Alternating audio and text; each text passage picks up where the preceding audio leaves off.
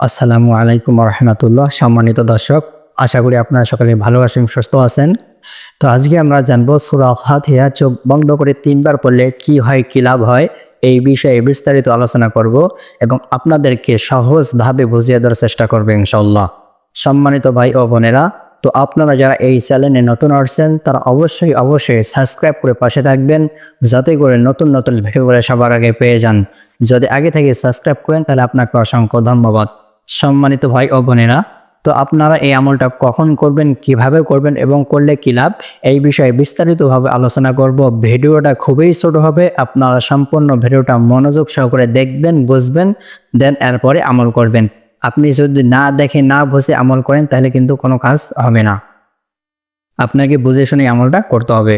সম্মানিত ভাই ও বোনেরা, তো আপনাকে আমলটা করার আগে আপনাকে সবসময় একটা কথা মনে রাখতে হবে, আপনি যে কোনো কাজ করেন না কেন সর্বপ্রথম আপনার নিয়তটা ঠিক করে নেবেন, নিয়তটা সহি করে নেবেন। আল্লাহ রাসূল বলেন, ইন্নামাল আমালু বিন্নিয়াত, সমস্ত কাজ নিয়তের উপর নির্ভর করে। এই জন্য আপনি নিয়তটা সহি করে নেবেন।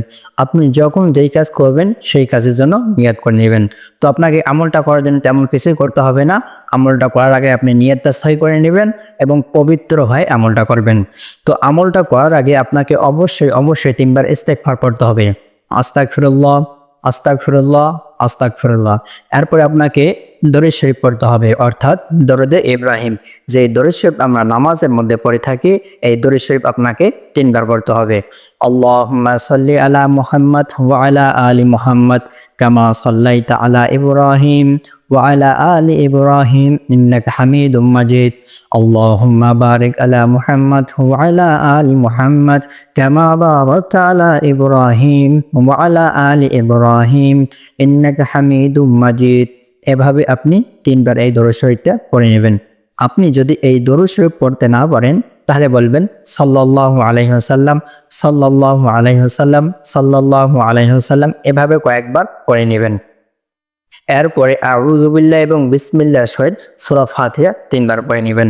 আউযু বিল্লাহি মিনাশ শাইতানির রাজিম, বিসমিল্লাহির রহমানির রহিম, আলহামদুলিল্লাহি রাব্বিল আলামিন, আর রহমানির রহিম, মালিক ইয়াউমিদ্দিন, ইয়্যাকা না'বুদু ওয়া ইয়্যাকা নাস্তাঈন, ইহদিনাস সিরাতাল মুস্তাকিম, সিরাতাল লাযীনা আন'আমতা আলাইহিম গায়রিল মাগদুবি আলাইহিম ওয়ালাদ-দাল্লিন, আমিন।